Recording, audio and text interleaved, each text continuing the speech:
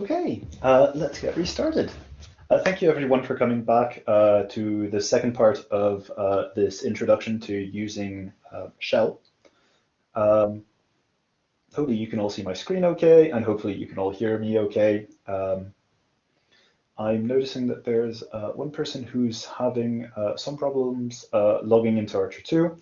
I wanted to say that for everything we're going to talk about in this session, I don't think you will need our access to ARCHER2 for everything we'll be showing and talking about, and I will definitely be staying here from 4 onwards to make sure that everyone has access to ARCHER2, is able to log into ARCHER2 for tomorrow's session.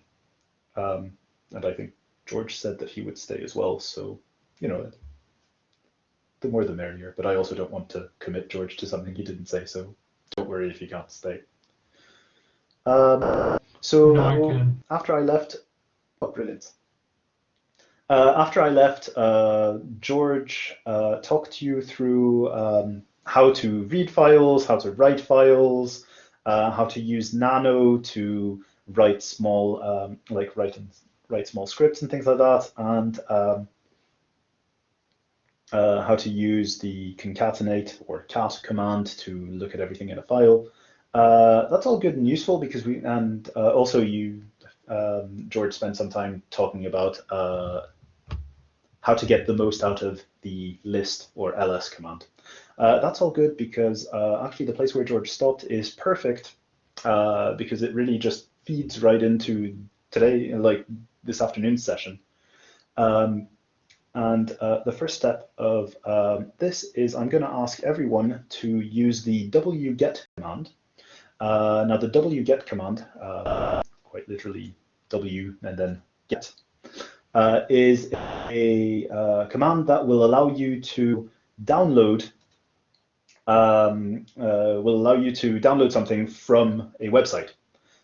So you can then, like for instance, if you know that a website has a zip file on it that you're quite interested in, maybe because it contains, I don't know, atmospheric data from the past 24 hours, you can use wget to, rather than have to download your file locally onto your laptop and then transfer that to ARCHER2, especially when you have a terrible internet connection like I did this morning.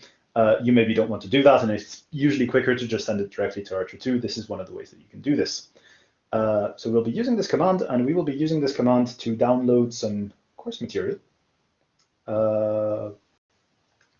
And I'm just going to copy paste this. And also, don't worry, I will copy paste this command into the group chat. So for anyone who's interested in following along, let's copy that.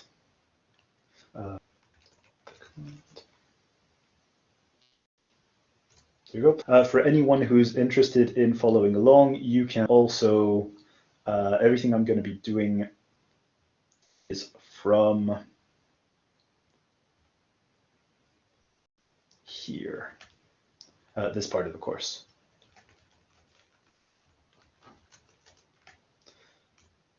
There we go.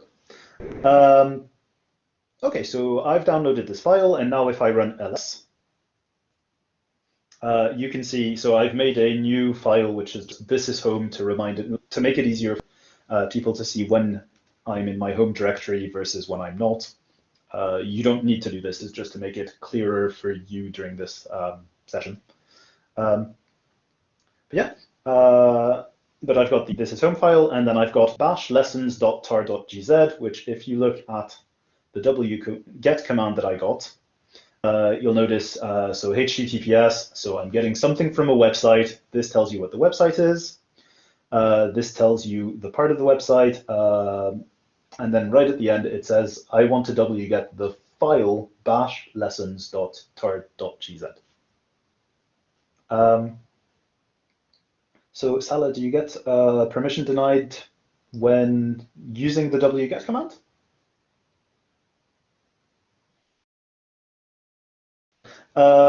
So that's strange. It should be open and available to everyone.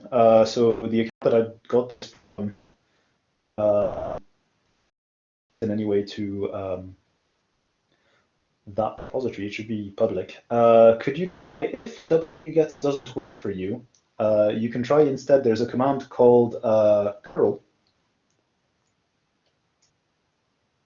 which can replace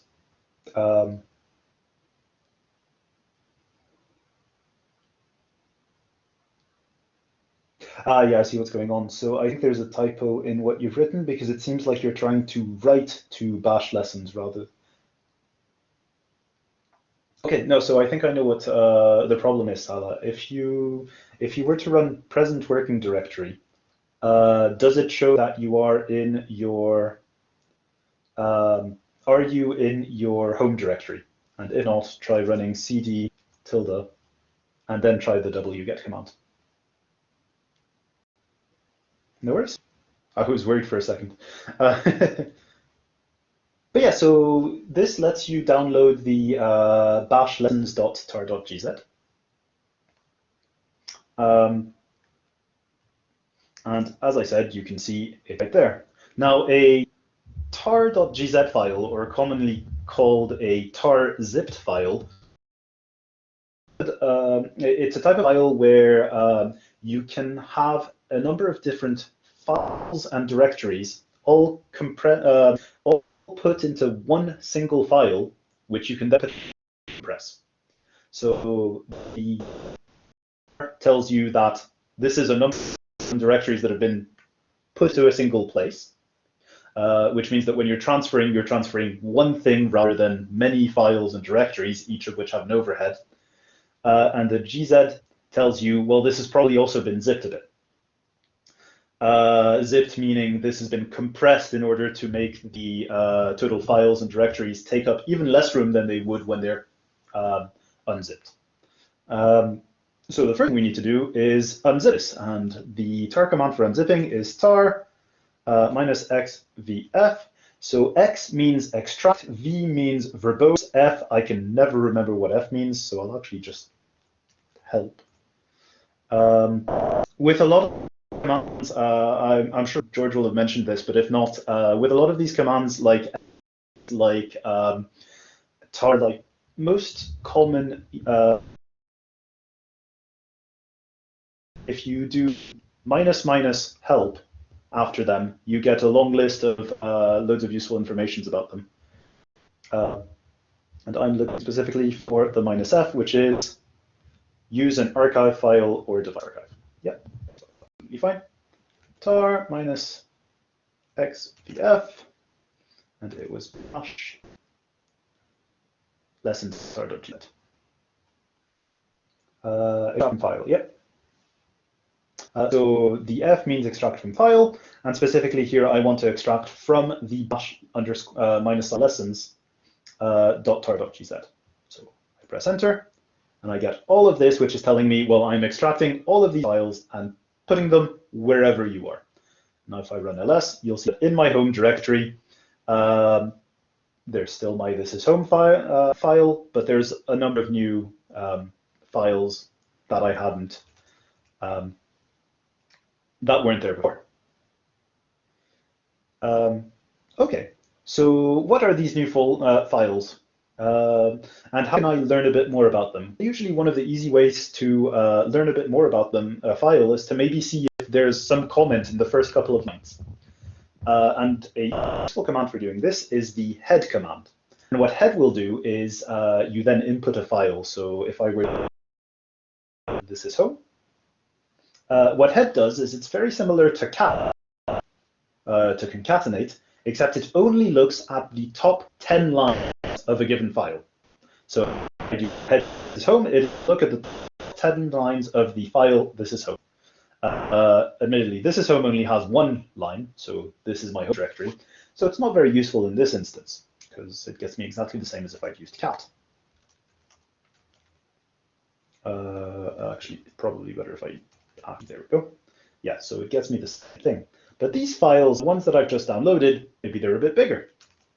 So if I were to say head gene association, it gives me the first 10 lines. And as you can see, what does it say? It's gives me some information like the date that this was that this data was taken, which is apparently in 2015. It's from Flybase. Who saved this? Well, it seems like a person from Cambridge saved this. And then it seems to be, I'm gonna guess that this is probably something, I mean, given the fact that it's called gene association, I'm gonna guess that this is something like maybe genetic sequence or something like that. I'm not too sure, but based on all of this, it seems likely to be that. If instead I'd done cat,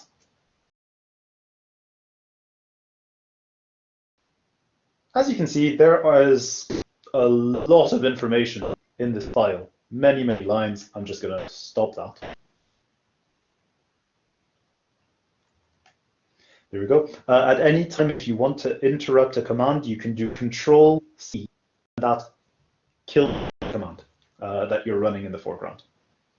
Here this was taking all of the file, so I just Control-C to stop that. Okay. I'll just reload my window. But yes, as George says, the file contains 1,000 lines, more or less, and we'll see how we can find out quite soon. Okay, great, so that's head, but what if instead I cared more about the last 10 lines? Do I need to cat the entire thing, wait until it all loads up, or is there a better way of doing this? Well, no, there is a better way of doing this. I wouldn't mention it if there wasn't, and that better way is to use the tail command. And tail, as you can probably guess, is the final 10 lines of a file. So if I want to see the last 10 lines of gene association.fb, there you go. I just use and there we are. Now, some of you might notice that it seems as though it's more than 10 lines. Like if I were to just count like this, it looks like there's more than 10 lines. But part of the reason for that is that my terminal window is not large enough to put all of the information from a single line in. So if I were to increase the size of my you notice that some lines start like the line. That's the head tail command. Now, of course, there might be times where instead of being interested in the full first 10 or last 10 lines, you're only interested in less than that. If you want just for 5 lines, you can use the -n flag.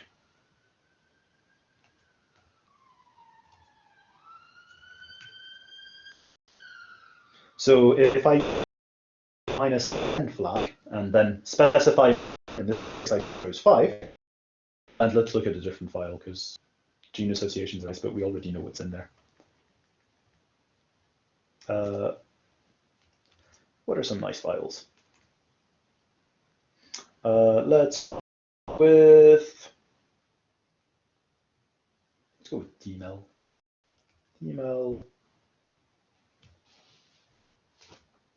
All. So some of you might notice that sometimes the text appears really quickly. It's not because I'm typing fast necessarily, and it's not because of the poor internet connection necessarily either. When you're using files, you can press the tab button to autocomplete something. So for instance, if I were to do this, if I were to type D and then press the tab button, it instantly tells me, well, there are some files called DML, and if I press tab twice, it tells me here's the list of all of the files that have DML. And you'll notice one has a hyphen or a minus sign, and the other one has an underscore. So if I were to press the hyphen and then tab again, it knows there's only one file that fits that, so it auto-completes to that. It's a handy little trick if you're wanting to do things more quickly. So head -5 this file, I get 1, 2, 3, 4, 5, only the 5 first lines. And if I've done -3 instead, I get the first 3 lines, and it works with tail as well.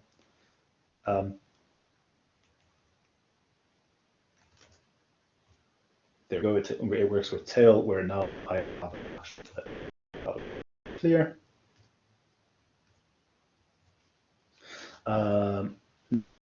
just the last 3 lines. So this is head, tail, and yeah, this is head, tail, how to, what's the word I'm looking for? This is how to use head, how to use tail, and how to choose the number of lines that you want to.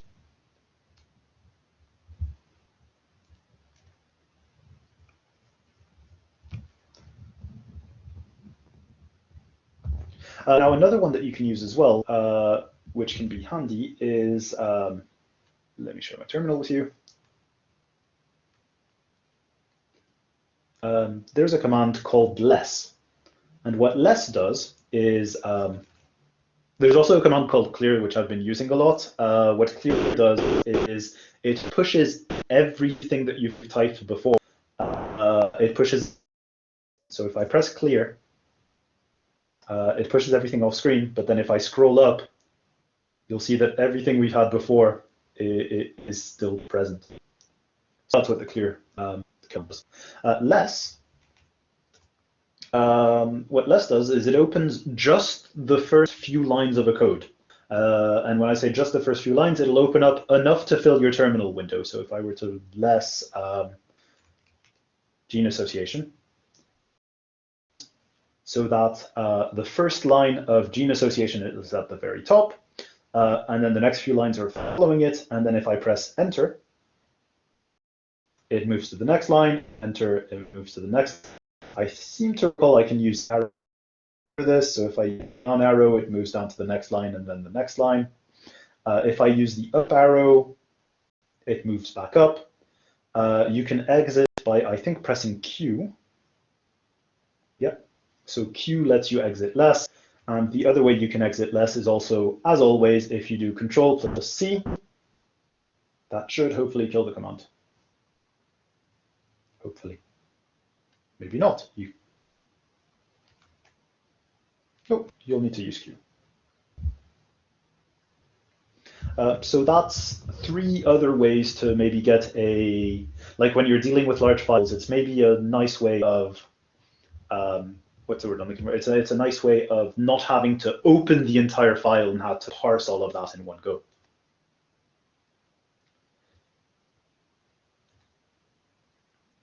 So now a good next question is, well, okay, this is nice and great, but at the moment I've shown you a place where I've got one file which has 1 line in this home,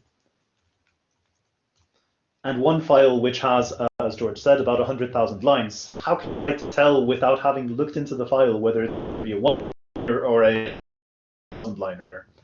And for that, there's a handy little command called WC. Now WC, which stands for word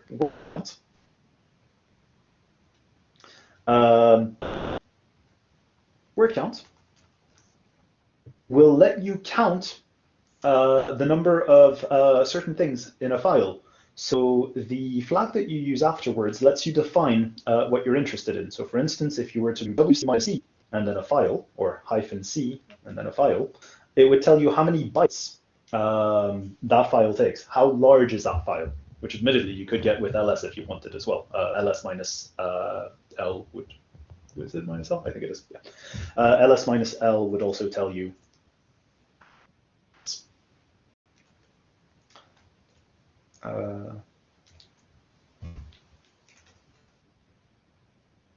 but back to WC. So -C tells you the byte count, minus number of single characters.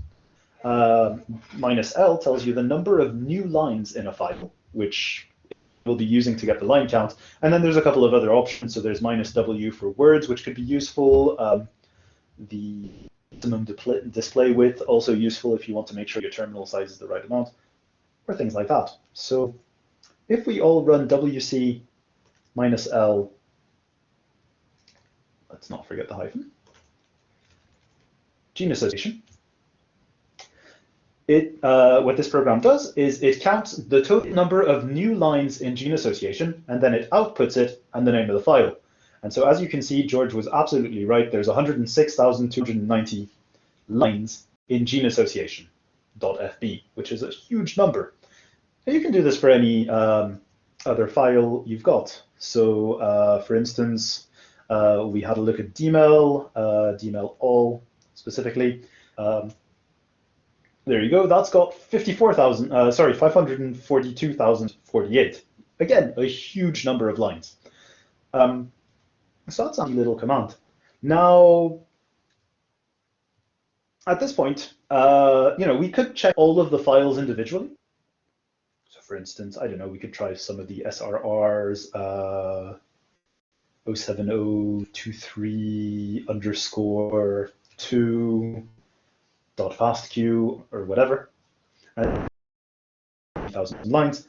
But doing these one by one is repetitive and it's error prone. You're highly likely to make a mistake and to forget to enter.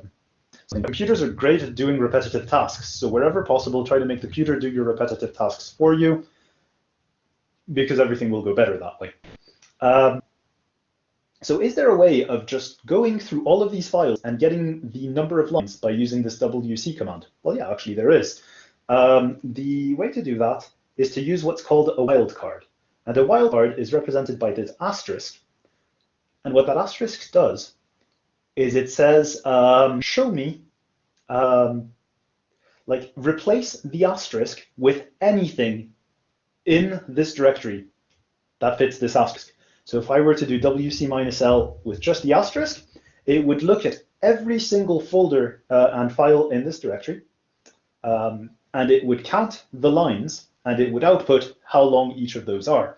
If I were to do something like this dot fast q, it would look at every folder that ends with .fastq and count how many lines they have. It wouldn't look for it doesn't end with fastq, and indeed if I mistyped this and had fastq instead, no folders are called this, so it won't output anything because nothing fits the criteria. And then you can sort of add complexity to this. So for instance, so see, fastq, there's no folders. I didn't mean to press enter, I meant backspace. Whereas if I change it to fastq, it outputs every single file that ends with .fastq. It outputs the line count, and then it gives me the total line count at the end.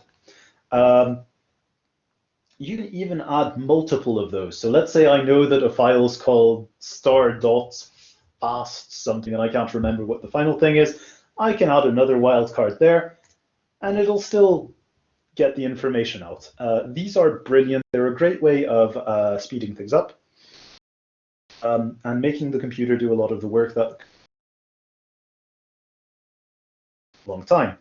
So if I were to just run with a normal wildcard, it would check every single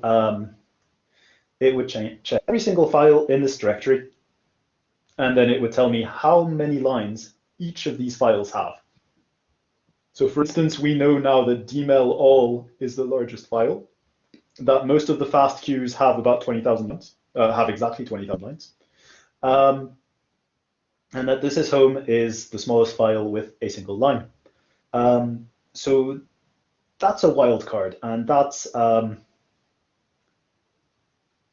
power of a wildcard. Now, I mentioned that you could use multiple wildcards to look for specific bits of like specific parts of a word, or even like characters that are repeated a couple of times. So for instance, I could do, I don't know, only the ones that end _2. I could do that, and I get all of the ones that that have, let's do -L in the list. All of the files that have an _2 in them. Now, actually, this is a great example because it emphasizes the thing. I expected to only get the _2.fastq files, but it also came up with this. And at first sight, I'm a bit surprised that this is there because I didn't specify anything else, but you'll notice that right here, there's an _2016, which starts with the following characters, underscore, and a 2. And that's why it got picked up, because it is looking for everything that matches the _2 and will output them. So with this in mind, could I ask for everyone, what command would you use to find the number of the line count for any file that has the following two letters FB next to one another? If you think you know how to do this, please feel free to post it in the chat.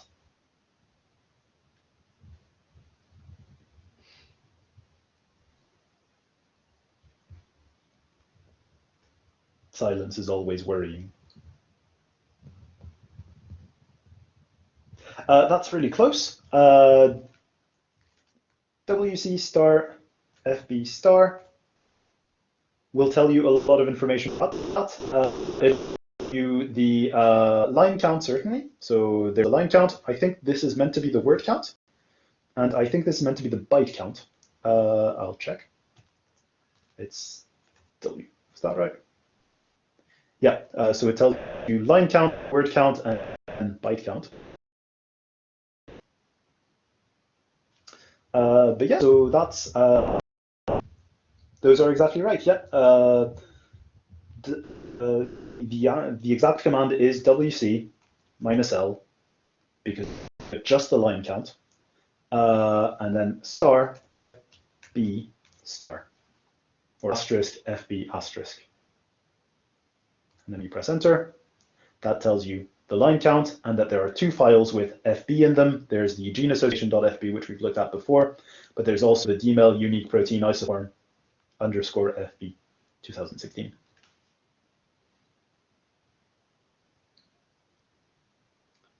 Now, well, I mean, you can all see that my directory is a bit full of lots of things. I'm going to do that. But yeah, if I run ls, there's loads of things in my directory. It looks really messy. Now, what would I do if I wanted to create a new directory,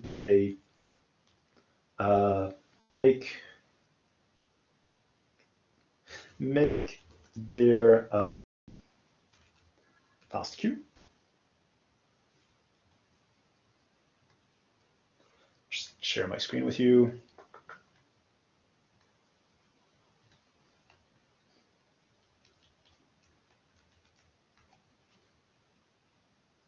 But yeah, what would I do if I wanted to create this new directory fastq, which I've now created, ls. If I run ls, you'll see that there's everything, including this directory fastq. How would I go about using a wildcard to move everything that .fastq into this directory?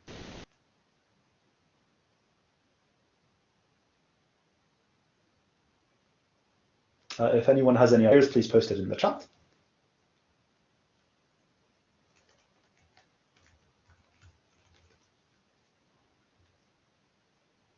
Yeah, that's exactly right.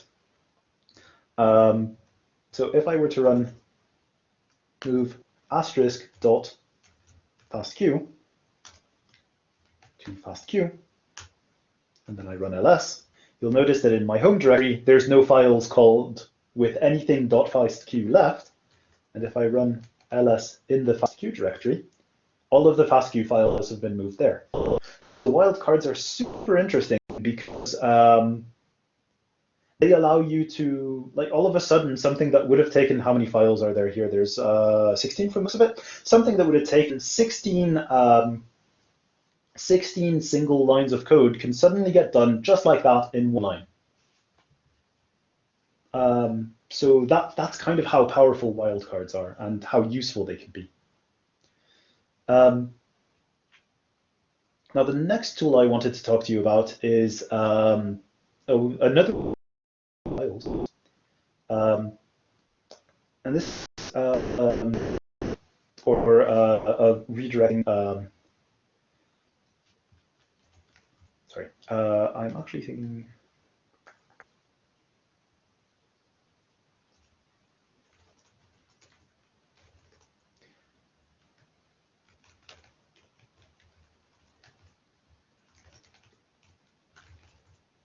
it's okay with you, I would like to, I'll switch to my local system because I'm hoping that that'll make things a bit easier. That's not what I want. That's the one I want. So I'm switching to my local system rather than ARCHER2 because hopefully that'll be a bit better bandwidth-wise and speed-wise. Fingers crossed. And as you can see, I've just made a new, in my home directory, I've made a new directory called ARCHER2 shell for this course.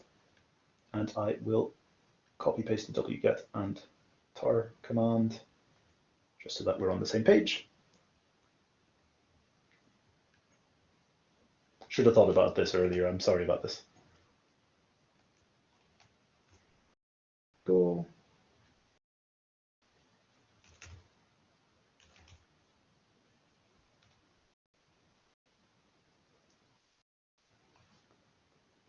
This is taking too long. I will do this. Your internet is not as good as ARCHER2's, it would appear.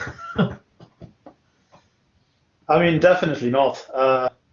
It does show you the advantage of moving files directly to ARCHER2 rather than sending them to your local laptop, because HPC systems are typically on very fast internet connections. Yeah. But actually, I'm going to download this in the background while we carry on with the course. There we go. Cool, happening in the background. And meanwhile, if we go in here, the next bit I wanted to talk to you about is, so we've already seen that you can get a bunch of useful information through, say, the line count command with wc-l. You can also get some interesting information using head. What happens what happens if you've got a huge file that's 100,000 lines long and you're only interested in the first 100, but that's the ones you want, but you want to put them into a different file? Like, what if you only want to save the first 100 lines of a file and the rest of it can just get deleted? Is there any way of doing this? Well, yeah, there is. And the way you can do this is by directing the output to a file. So you'll have seen me use the echo command. And the echo command is a command that will print to screen whatever I've written in these what are they called? Name's gone. In these quotation marks. So if I echo hello everyone, it'll say hello everyone on screen and then give me the shell prompt again. This also works for certain other more complicated cases, but in general, that's the nice thing. Now I can redirect this output to a file. So if I were to say create a file called hi.dat, and then I run ls, you'll see a file called hi.dat. And if I run cat on hi.dat, or even if I run nano on hi.dat, you will hi.dat has the everyone that I just so that's great. I can now use this to write files. Pretty sure this is finished. Yeah.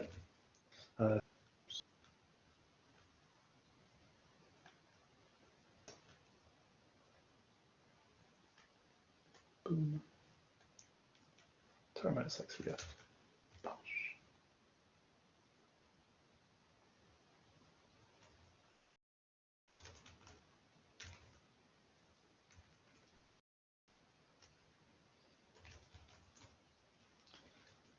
Where did I copy that? Oops. Anyways, sorry. Yeah, so this is great, but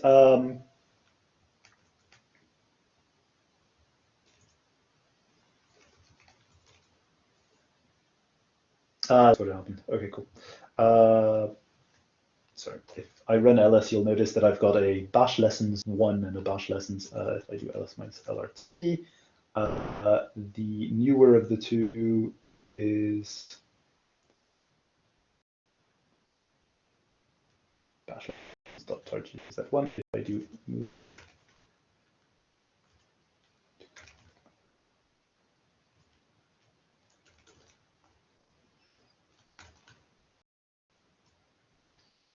we go, that all unzips. And if I like before, make my fast queue.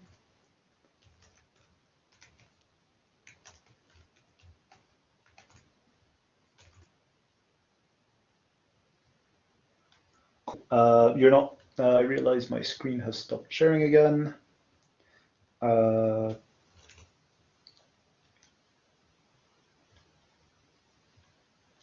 But all I was doing at the moment is making my directory similar to the ARCHER2 directory before.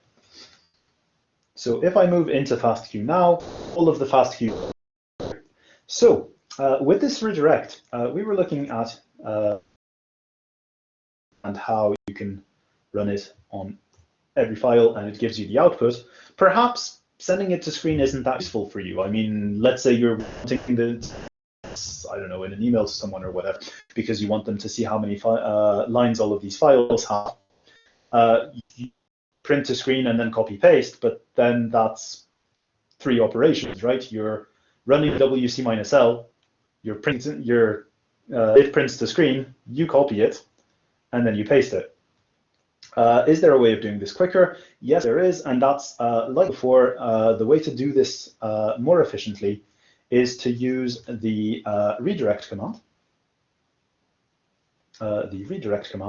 To redirect that output to another file. So let's call the file line count because that seems sensible.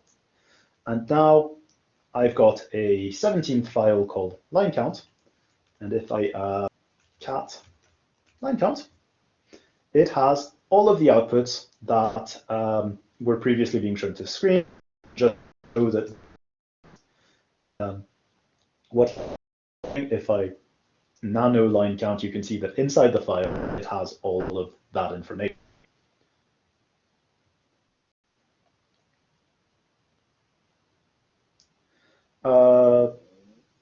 So that's how you can collect data, and this works for any number of commands. So if I were to run, I don't know, ls-l, I could definitely do ls-l and put it to directory list. That creates a directory list file, and then directory list has all of that information that I ran from ls-l.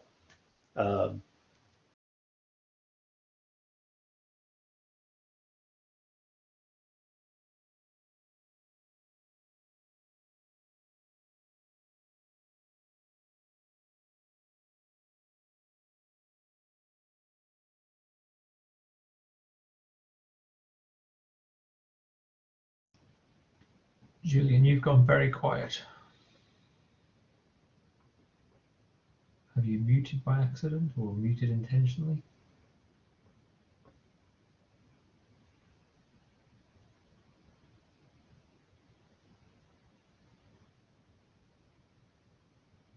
Can anyone else hear Julian?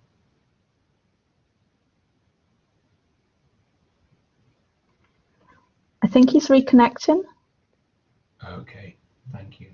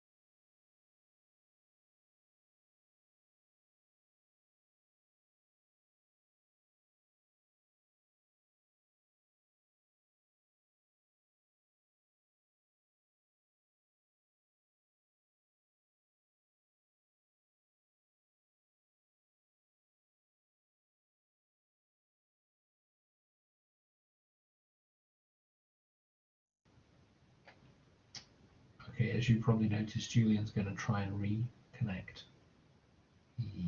We lost audio, and possibly the easiest way to fix that is to just start again.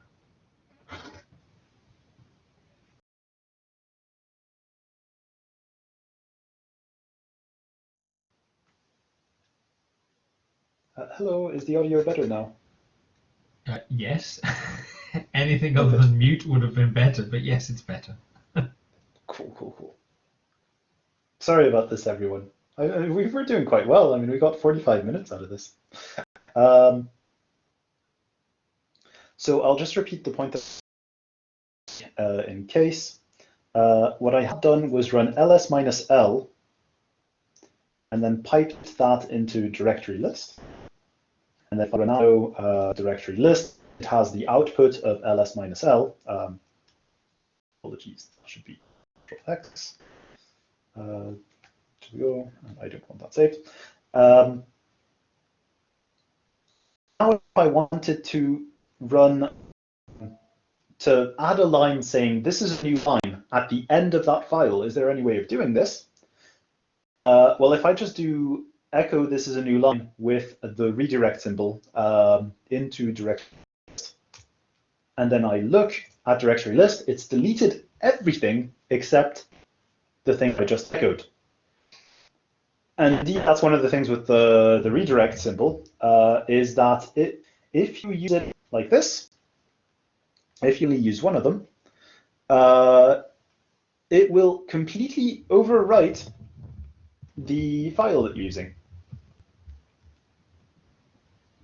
So the way around this would be to LL directory. The way around this is to use a double, a double like so. And what this will do is it will print whatever the command that comes before, in this case, echo this is mine. It will print that at the foot of the directories list folder.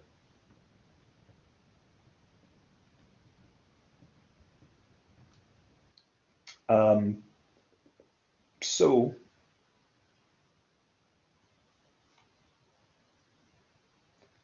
just waiting for my terminal to get shared.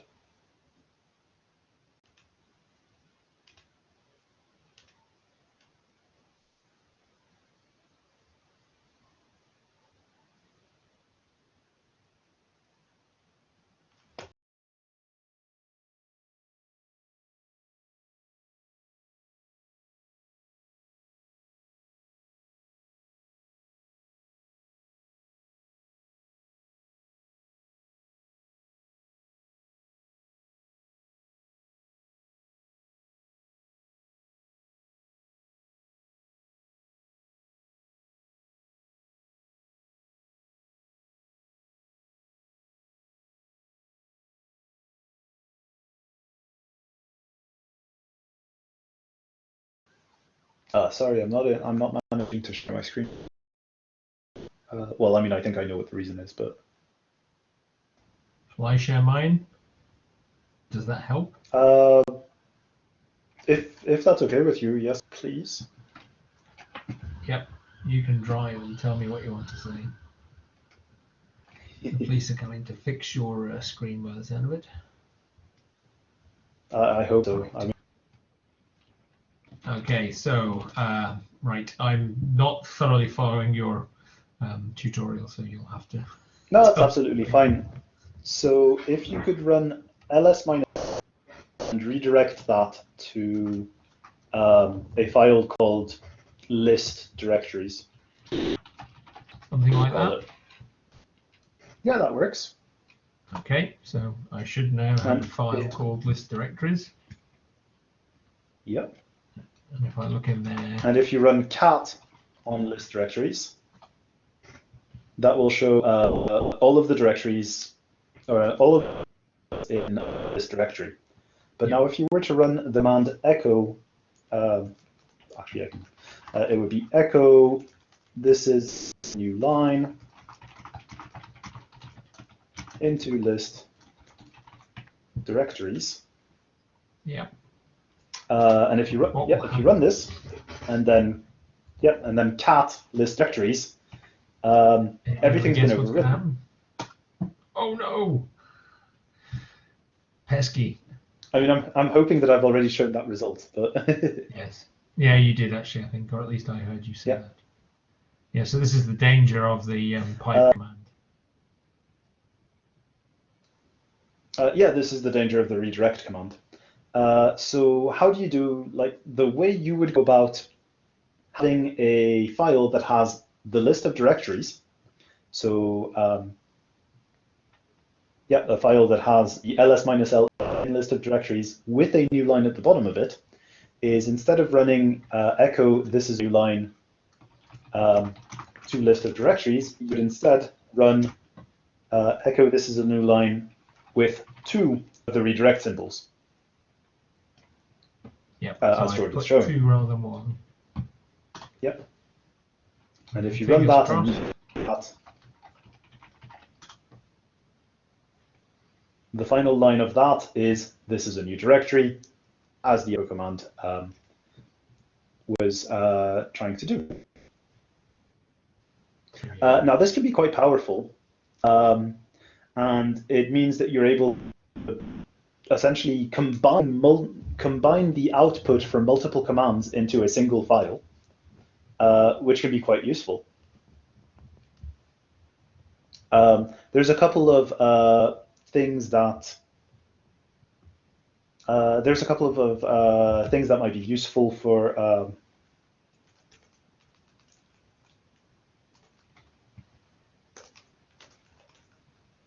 yeah, so sometimes a couple of one small point that might be useful is sometimes you will generate an error message, and that error message will not be included into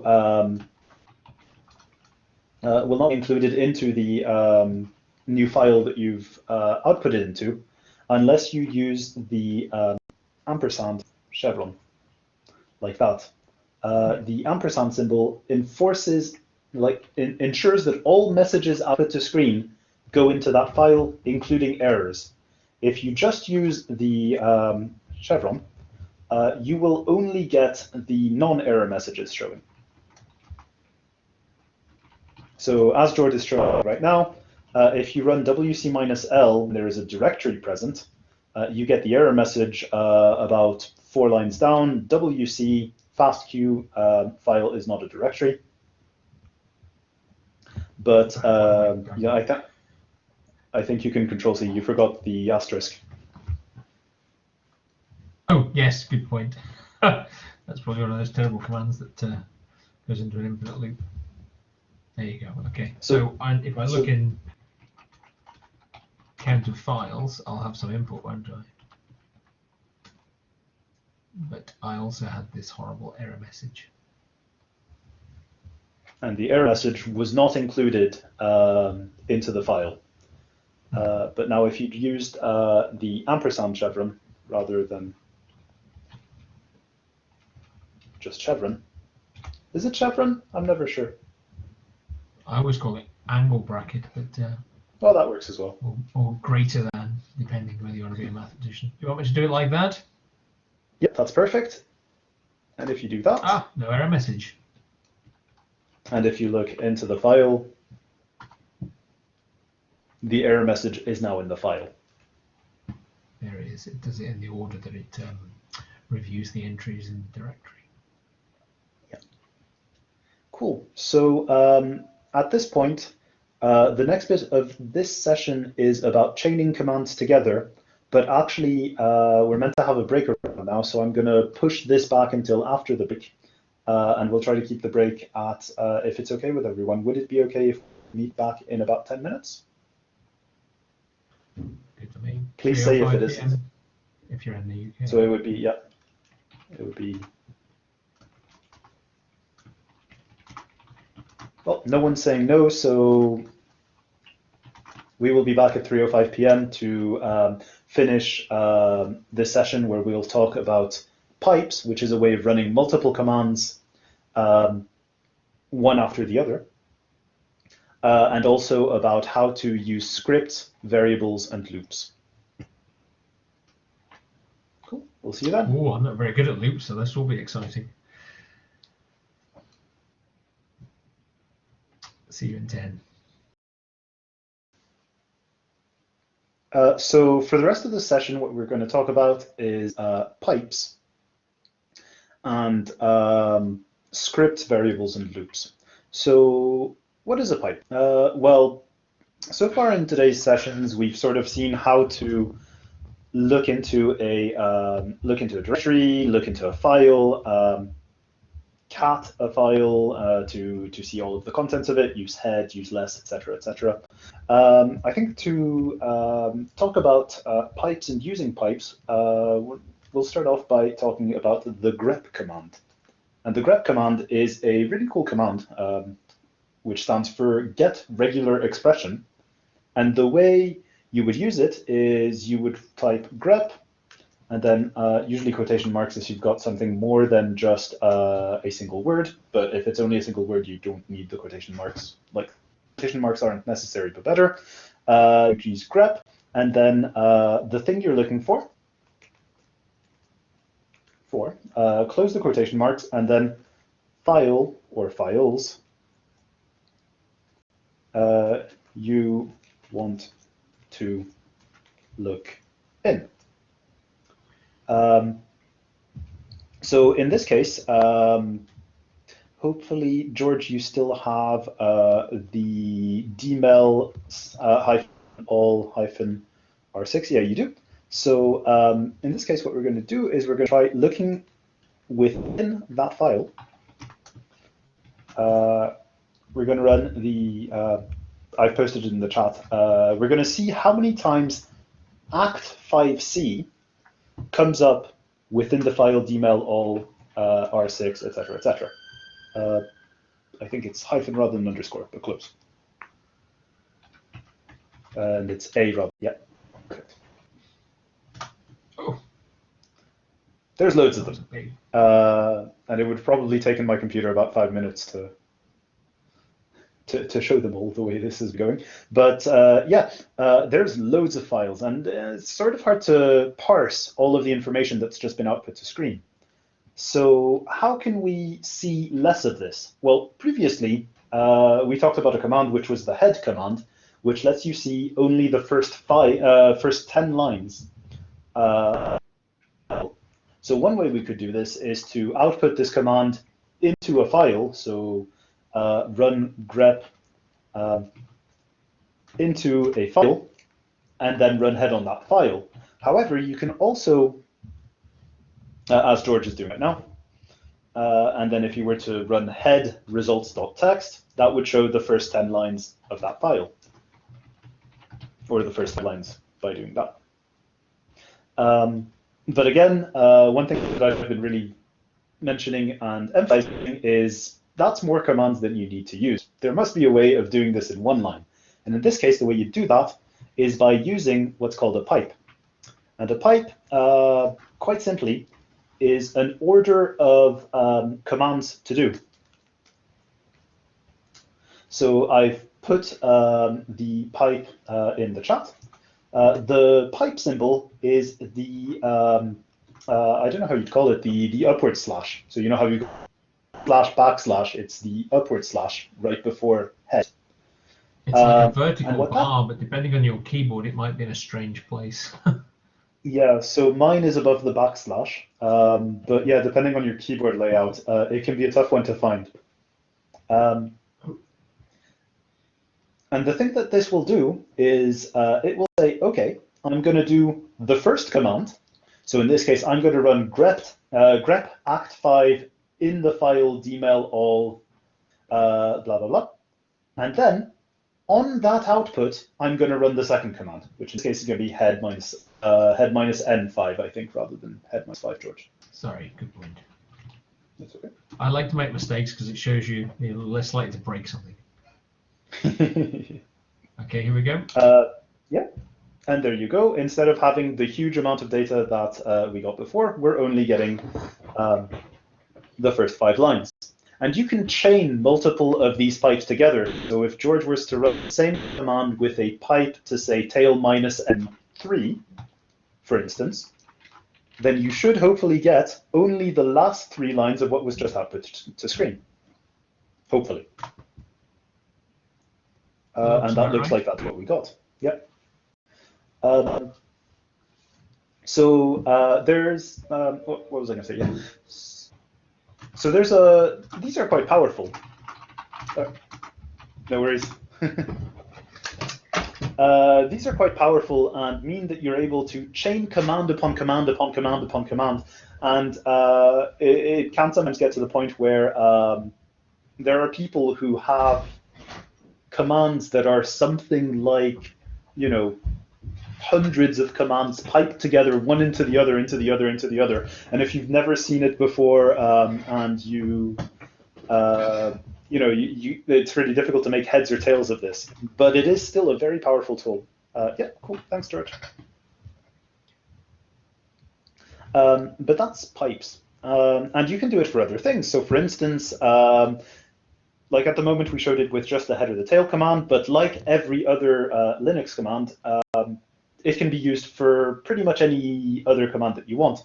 So if instead of just seeing the first 5 things, George wanted to see how many times act5c occurred in the dmail-all file, he could run grep act5c in dmail file and then just run wc-l. And that should hopefully just output the number of line. In this case, there are 46 occurrences of act5c within dmail-all. I guess technically there's 45 lines that have that statement in them. It could be in there multiple times in the same line. Yes, that is correct. There are 46 lines that have that statement in them, yeah. But they could appear multiple times. Now, the other thing, and this is more about the grep command than it is about the pipe command.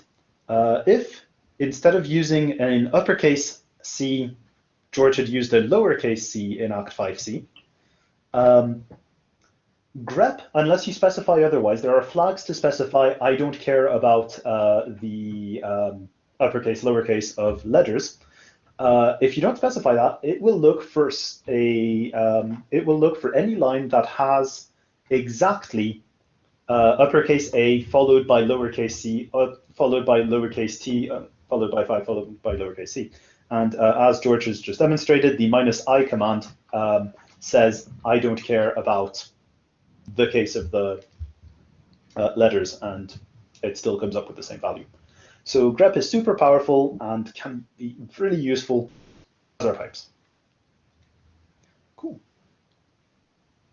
Do you have any questions so far? I'm more than happy to answer anything. I realize we're going through the material quite quickly.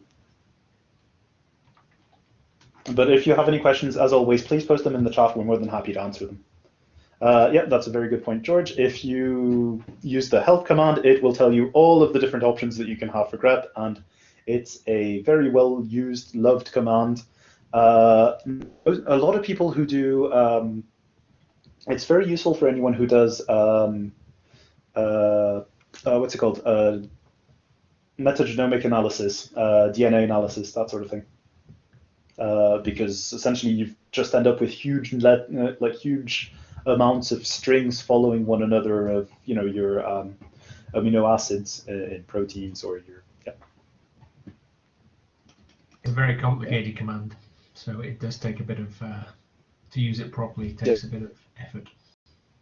Yeah, but putting in the time to get used to using grep is really worth it if you're going to be doing anything to do with manipulation of strings or looking for things. It can save you so much time in the long run, even though it's really, really a bit daunting at the start.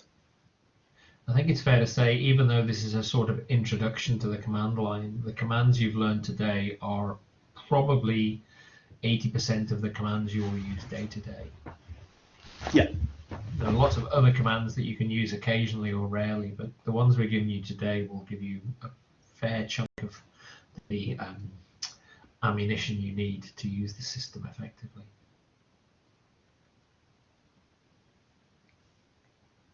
Okay, so with this, we're going to move on to writing a shell script. So far we've been running a number of commands, and we've mainly been running them in the command line interface. What happens if, I don't know, there's two scenarios where this is useful. The first one is, let's say you're working on something on one day, and then you need to sort of step away from your computer at the end of the day. You come back the next morning, if you close your shell, you'll need to restart from scratch to make sure that everything is set up the way it was yesterday, which can take a number of commands. The other thing as well is if you've got a lot of commands happening, if you want to run a large number of commands in sequence a lot of times, perhaps there's a way of, this would be a way of being able to store that list of commands and then just run one single job that does all of those commands one by one without you having to write them in one by one by one. And I guess the easiest way of doing this is if, George, if you could open a file called, I don't know, test.shell or whatever you want to call it.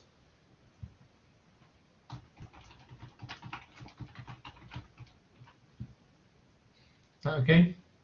That's perfect.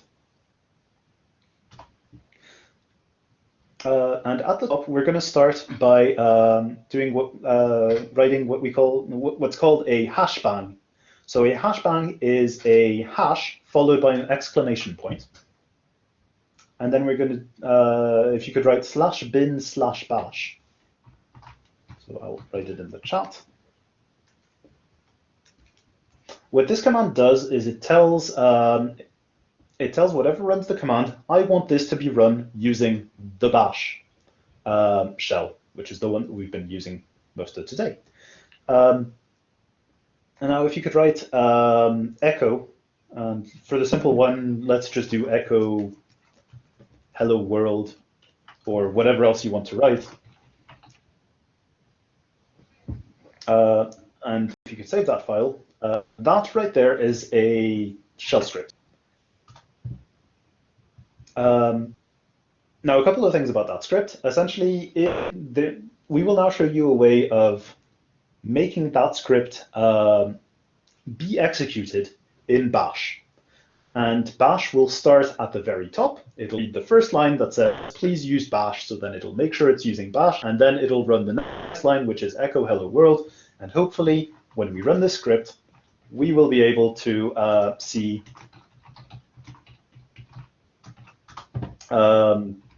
we will be able to see the output hello world, and George has added a second command, which is echo hello world again, which means that will be run as well. So the output should be just hello world and hello world again,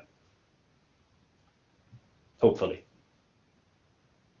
Could you return to the command line, please, George? Great. And if you run ls or even cat, that works fine.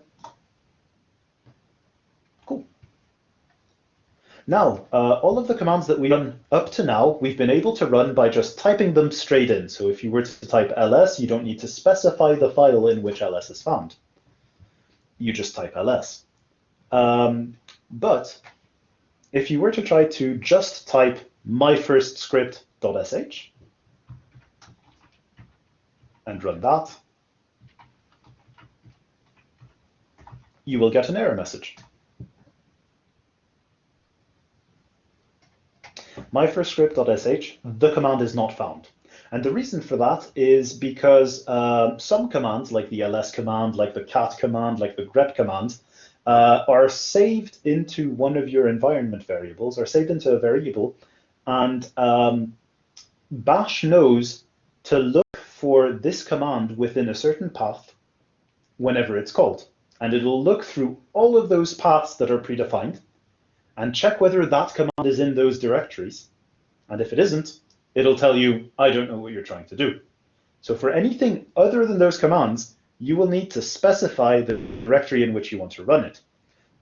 So if you want to specify run it from this directory, you will tend to do dot dash, like so, // and then you can write the name of your code. So // my first script. I'm not sure if it'll auto complete actually. Yeah, we'll see, because it's probably not executable. No, it's not going to work this time. And if you press enter, permission denied. Bash is saying, I cannot run my first script. The permission is denied. And the reason for that is if you run ls-l my first script, you will notice here there's a number of R's, W's, RR, and a bunch of minus signs. These tell you what the code is allowed to do. There are three characters that can be used. There's R for if a person is allowed to read it. There's W for if a person is allowed to write into that file. And there's X for if that person is allowed to execute that file. And at the moment, there are no X in there because this file has not been made as allowable to be executed. Now, there are three sets of these R, W, and X's. The first set tells you for the user in whose directory this is. So in this case, this is in George's directory. George is the user who is able to see this. He is able to read and write into the myfirstscript.shell file.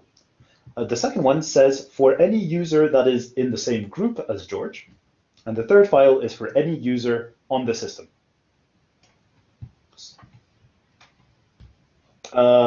So any user on the system can read that file, but only George is able to write that file for now. Now, there's two ways to run this file. The first way is a cheat, which is to run bash and then the name of my file. So in this case, it would be my first. You don't need the .dash. You just need the name of the file. If you run that, that should work. Yep, that should. And what that does is you're telling bash, you're opening a new bash shell and telling it read the first line, then read the second line, then read the third line, then read all of the lines in here and execute them one by one. That's one way of doing this.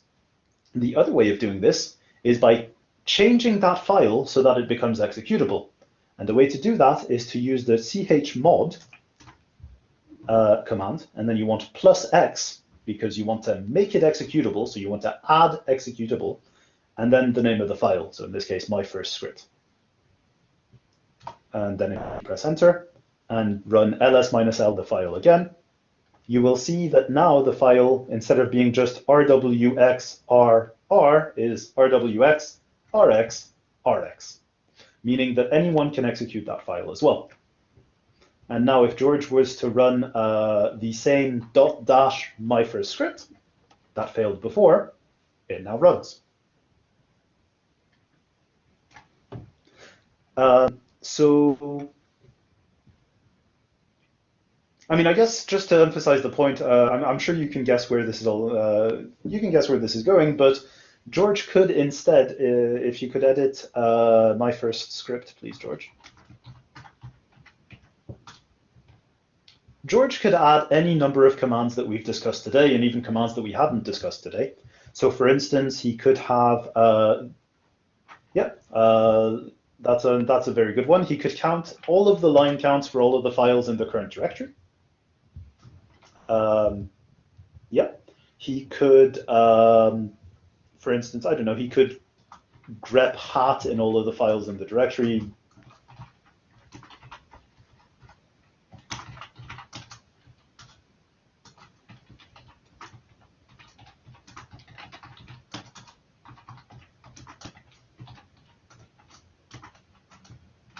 Are there any?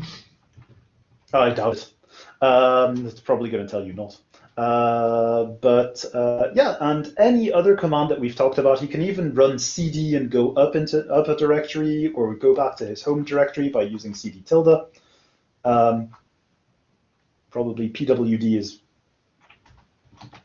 though ls works as well, and then cd tilde, just to make sure you're back home.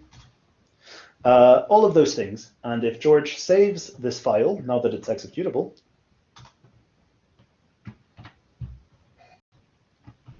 and runs it again,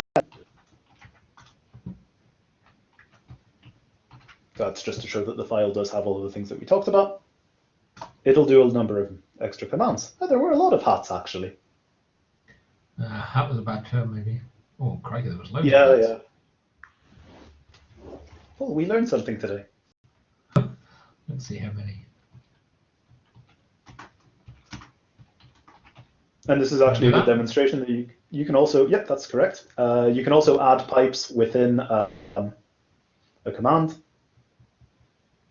and still have them within the shell script, and it'll still execute.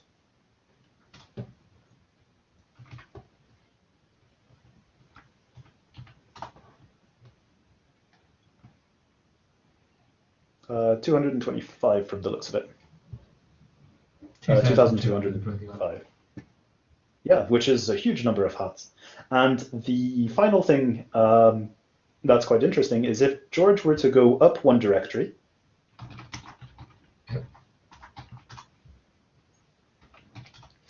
he could run that same file by doing, in this case, it would be documents / my first script. And all of those commands would run in this directory rather than in the directory where the script is. Which means, well, actually, there's not very much that comes out because it's not the same directory. But the important thing is the outputs are different for everything that we from everything we were getting before. So that's kind of the beauty of a shell script. Is it's a great way of it's a great way of storing things, but it's also a great way of incrementally improving things. You can start with your first script and sort of increase it slowly, add steps to it to make it more and more useful. Shell scripting is something that again, it's one of those things like grep. You only really start to notice how powerful it is the more you use it.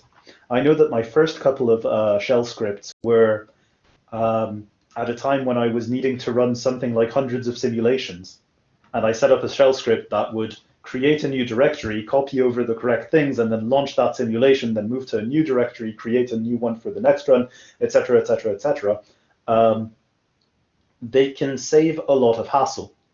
Now, one thing that would be really useful in the example that I just gave of having to create hundreds of directories would be if you could name a variable at some point to be able to, I don't know, to be able to like loop over. And we'll get to for loops in a bit, but let's start with variables. And I think for the next bit, if we could be in the command line interface, George, that'd be grand, but we can also do it in this script if you want, whichever you'd rather.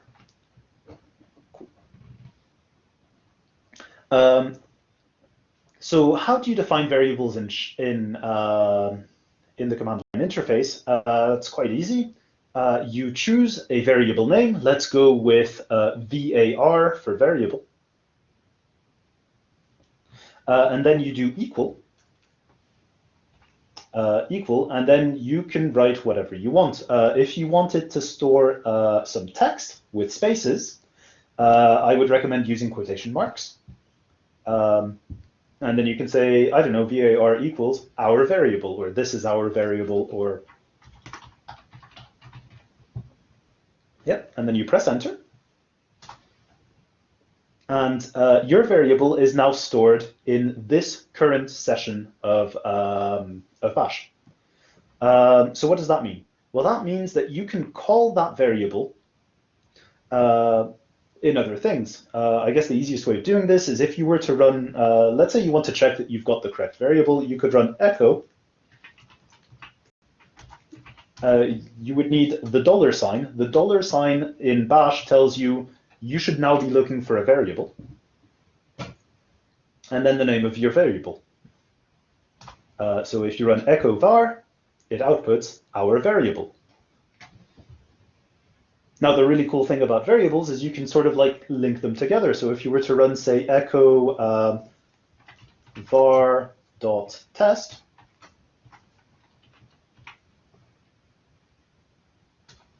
and then press enter, it will output our variable with .test at the end.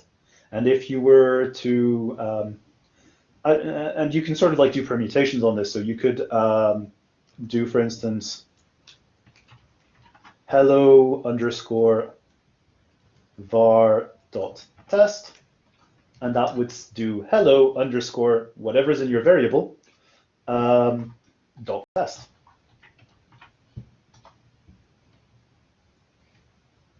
And so far we've been using a single variable, but you could also totally, if you had a second variable called our second variable,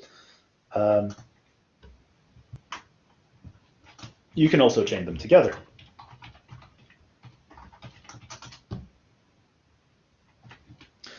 So you could do echo var.var2, for instance, and you'd get the first one, then the second one, or things like that.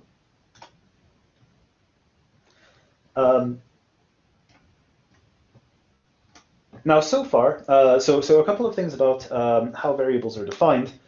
Your variable cannot have any spaces in it. So if you wanted a variable called myFile, you couldn't just write my space file equal. That wouldn't work. You would need to find some way around this. Usually the way people do that is either to mush up the word so that it's my file as one word, or you can use, as George has just shown, use an underscore. A hyphen is also something that people use. I agree with George that underscores are my favorite method, but everyone has their own preference. And then the other thing is the other thing is you can then when calling your variable, quite often I would recommend using squiggly brackets. So instead of doing echo $var, I would recommend in general using the squiggly brackets because that helps Bash to know whatever is between this is a single unit. As variables get more and more complicated, as in have more complex names, it can sometimes be difficult to. So that's no spaces between for the equal sign. Oh, that's why. Yes. Okay, I was trying to be clever. And I think it's not going to let you. Yeah, it's not going to let you have a full stop either. Okay. I don't think. But as variables become a bit more complex, this is an easy way of making sure that when you're wanting variable 1 followed by variable 2, it doesn't accidentally read variable 2 when it shouldn't, that sort of thing.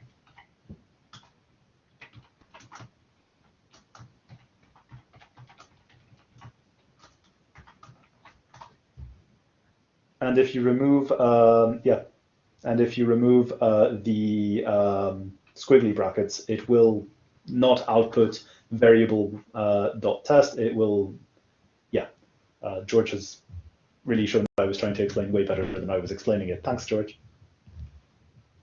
But yeah, so as you can see, if you just have, if you're wanting to get variable var with test at the end, without the squiggly brackets, you end up getting instead the variable var test. So the squiggly brackets help you delimit where your variable starts and ends. Now variables can take lots of forms as well. You can send shell commands into variables. So for instance, you could set a variable. I'm happy to keep using var, but we can change. You can set a variable to your current working directory. So if you do var equals dollars round bracket pwd, like so, and then echo var, that should hopefully show you your current directory. I've learned something here because I thought you had to do reverse quotes. Is that a different shell? No, that works as well. Oh, no, okay. Maybe that's an old-fashioned way of doing it. I have a slight preference for the brackets because you're able to pile on commands. But I guess it's a personal preference. I've not really used back quotes very often, but they definitely work as well.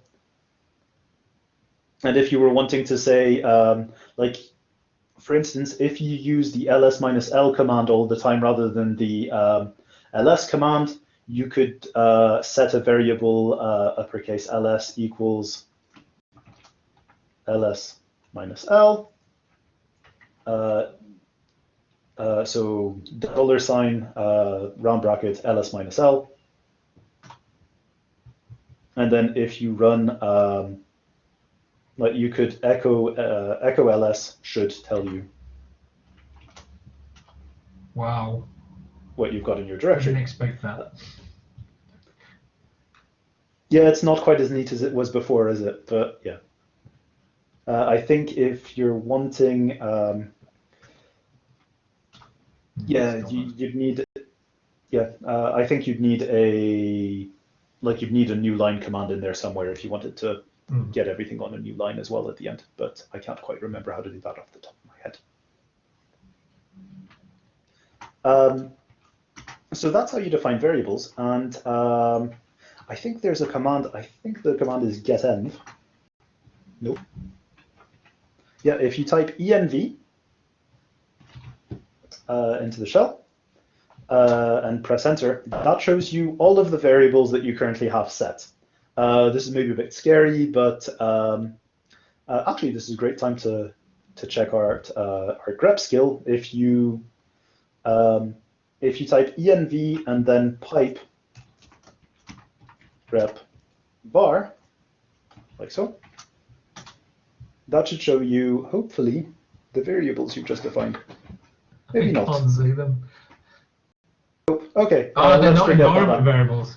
They're not environment variables. Yeah, of course. You have to set them as they're local variables at the moment. Cool. Erase that last 30 seconds of the recording. Yeah. So those are variables. And the great thing about variables is, well, again, going back to, linking back to what we were doing before with the myfirstscript.shell.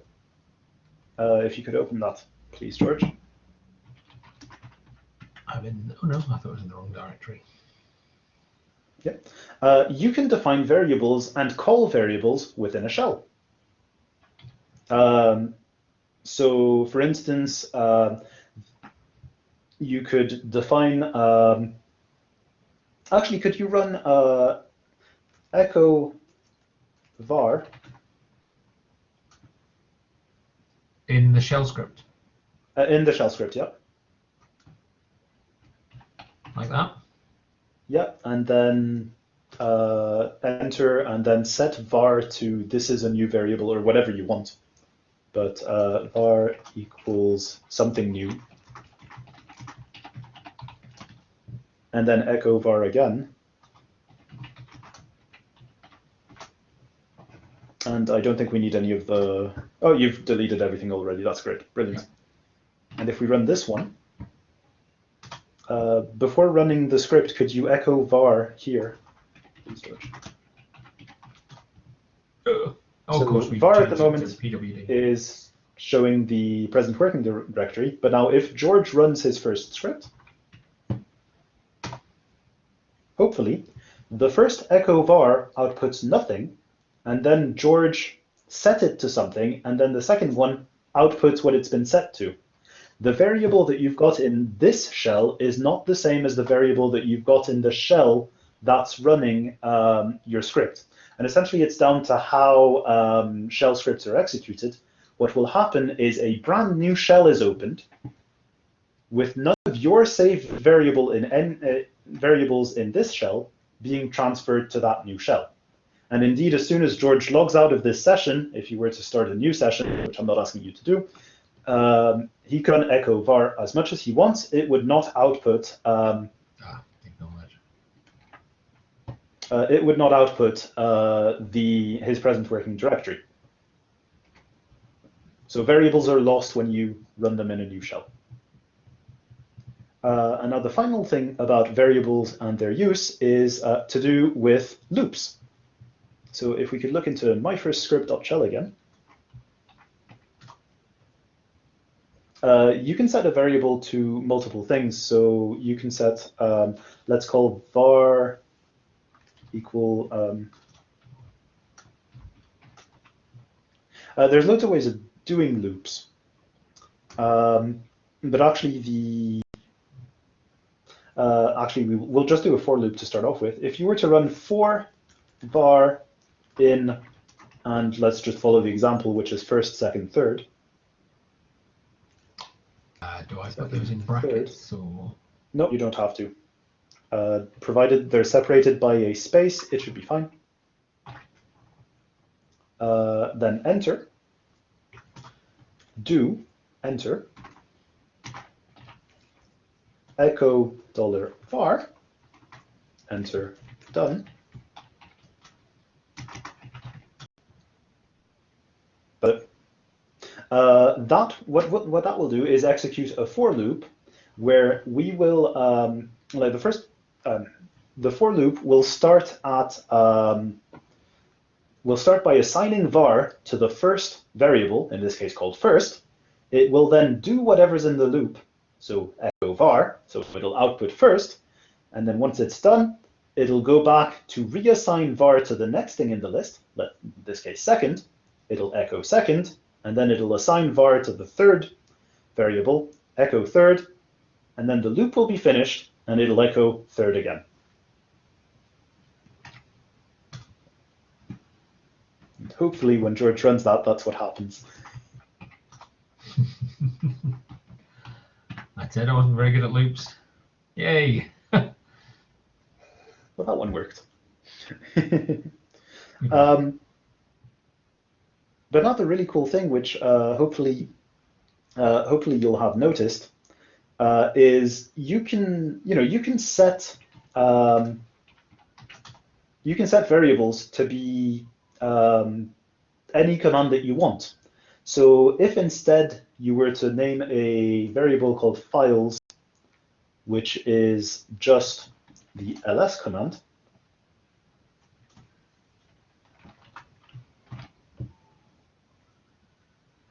what that will do is it'll, yeah. Though it's probably better if you, we can do it in, so that echoes all of the files, and. Give me a second, sorry. No, it's okay. I mean, I realize it's really hard for you to preempt what I'm about to say when I'm making it up as I go. I'm back. Hello. So if you define files equals the ls command,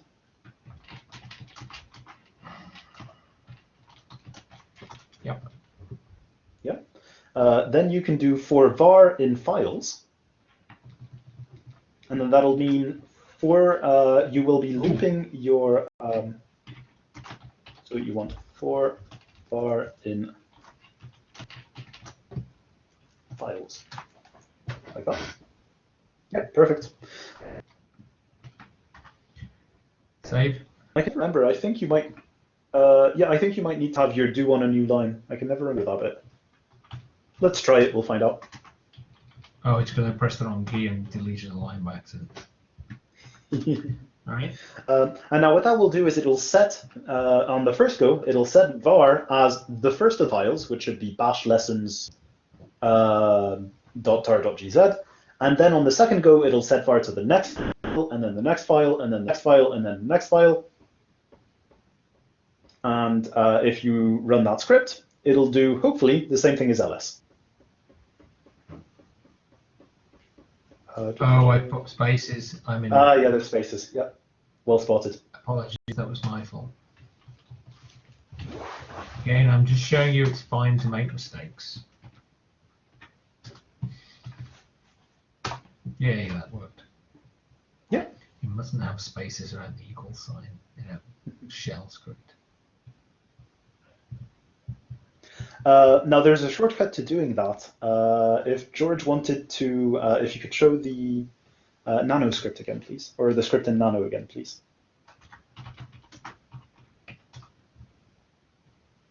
George could have done this without even defining the variable files by using instead for var in wildcard or asterisk. And that will do exactly the same thing. It'll loop over all of the files and folders within this directory.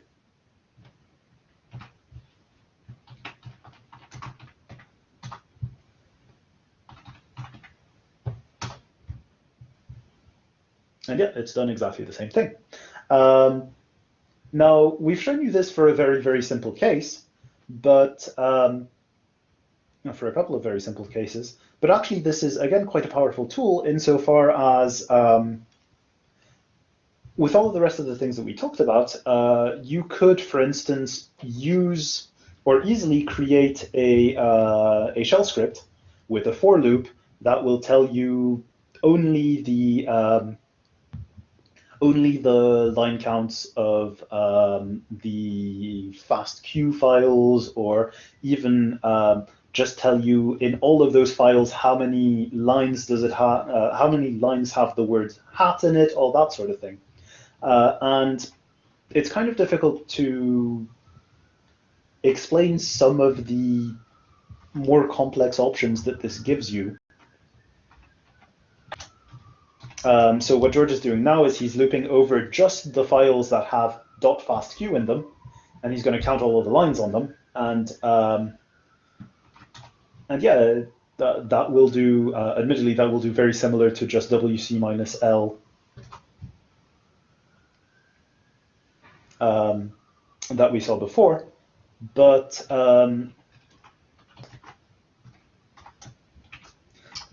guess, yeah, the WC minus L, yeah, that's right. And if you enter that, that does exactly the same thing, except you don't get the total at the end. But it gives you roughly the same thing. But I mean, some of the advantages of these variables and of these shell scripts is, as I said, if you're running something and it takes 15, 20 commands, and you're running it like every day, you can put all of those commands in a shell script, and you can you can put all of those commands in a shell script, and you can just run that shell script run that shell script once every day rather than have to input 15 commands.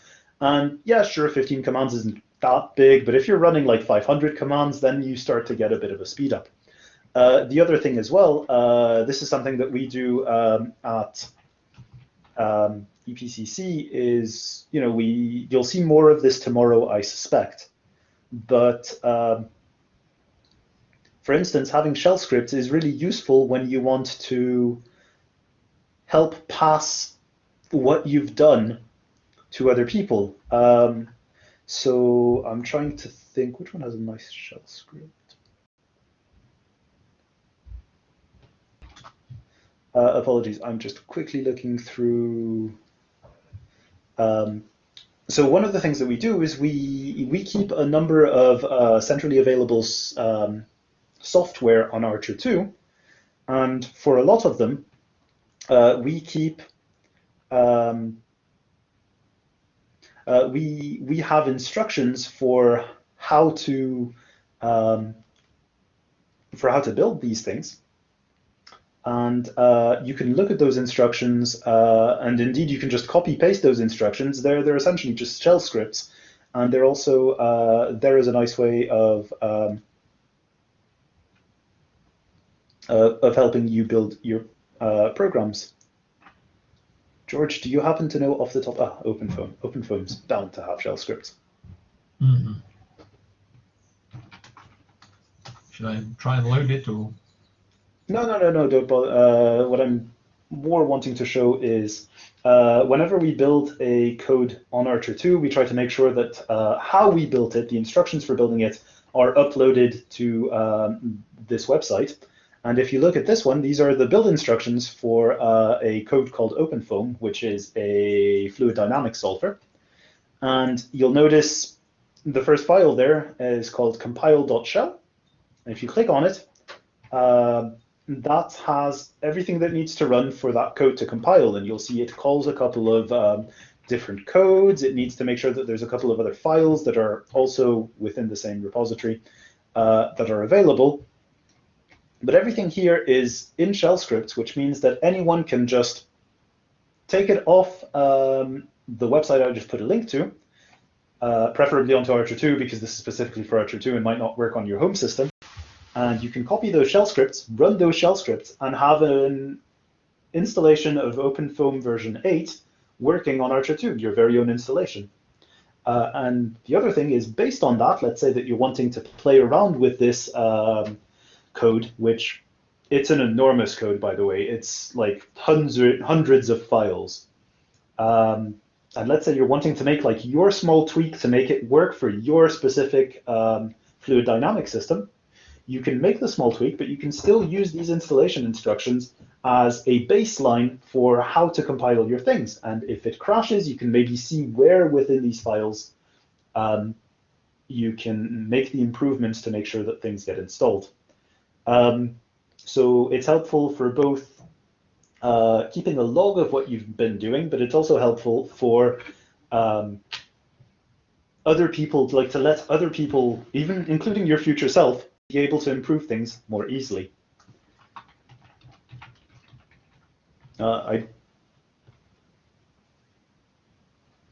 Cool. I wouldn't recommend you run this, George. We'll be here all day if you do. I mean. Okay.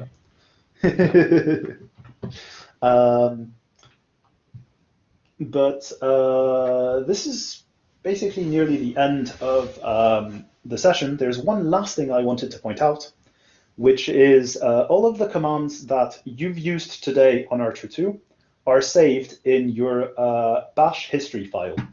And if you were to run, you can either run cat or nano or head or whatever of the commands you preferred, .bash history.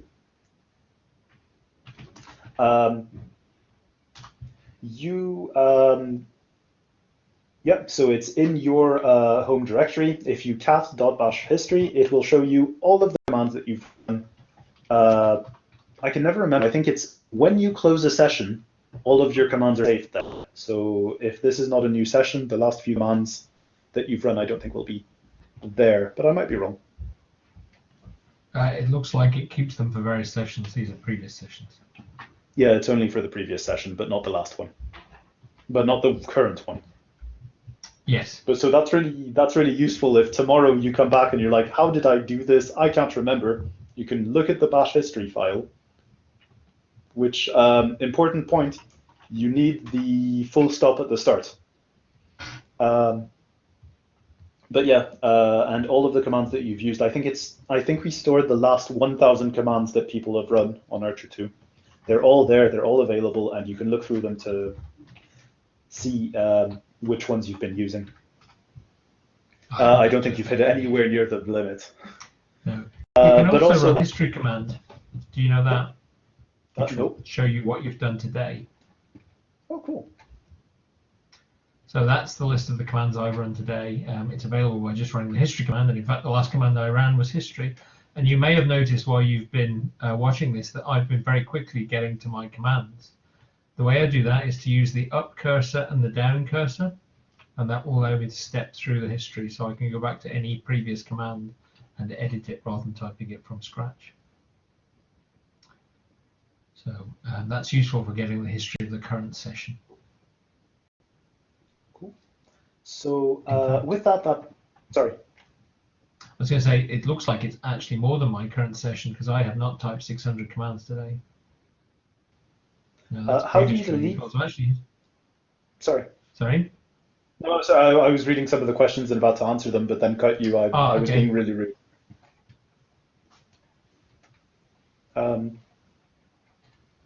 You were saying I cut you mid-sentence, George. I'm really sorry.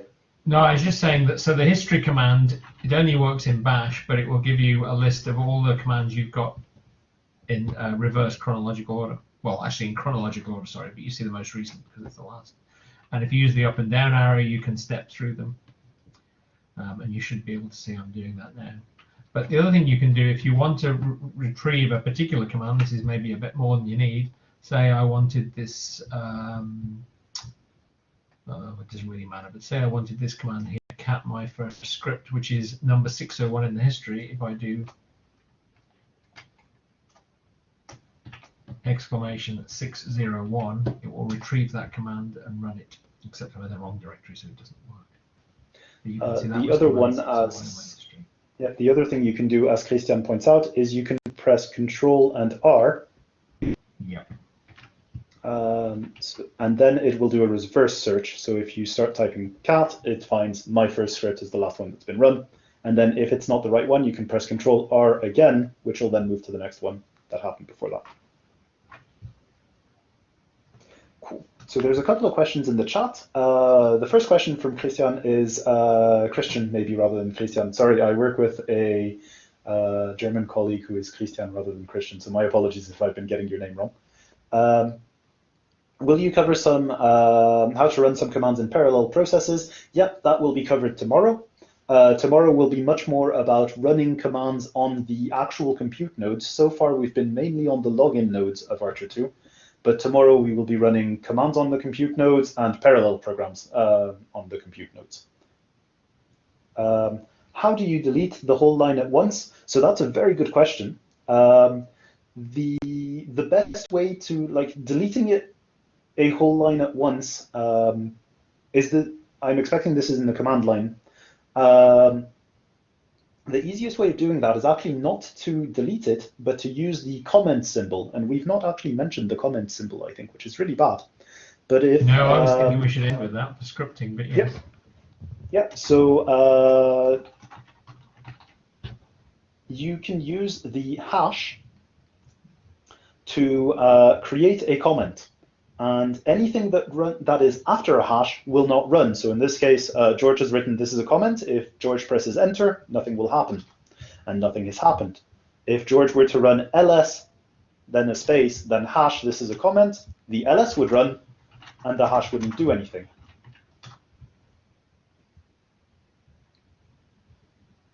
And there you've got the ls, but nothing afterwards. So if you realize halfway through a really long line that you've made a mistake, my recommendation would be to press home, which takes you back at the very start of the line, and then press hash and press enter, and you're done. I must have a very long line somewhere. It doesn't really matter for the demonstration. But... it does. Yeah. I didn't know home worked, actually. That's good. Yeah.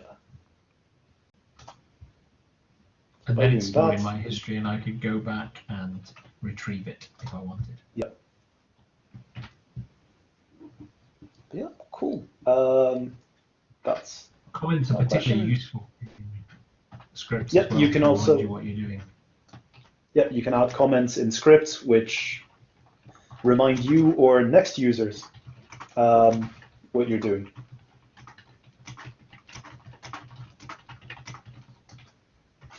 Next question is, can you help and check that why I could log in? Yep. As soon as we finish here with answering the questions, we're more than happy to help anyone who's not yet logged into ARCHER2. Please stick around, and we'll happily make sure that you're logged in before the end of the day. It shouldn't take too long. And then the final question is, could you repeat what you explained in the second part of Control R? So I think the second thing I mentioned was if you run Control R, I don't know, if you could run, let's look for cat or WC, yeah? And this is not the WC command that George was looking for. George could hit Control R again, and it'll lead him to the next previous one that happened. So pressing Control R multiple times after you started typing allows you to see older and older commands. Cool. Hi, hello. Hello. Yeah, I couldn't log in. Can you please tell me what actually happened to me? Yeah, as I said, we want to make sure that the session is completely finished, and once the session is finished, we will happily help you log in. Okay. Yeah. I think at this point that please let us know what questions you have. And if there are no questions, we are happy to end the session here, and we will help anyone who's not yet logged into ARCHER2 log into ARCHER2, and we'll see you all tomorrow at 9:30 British summertime.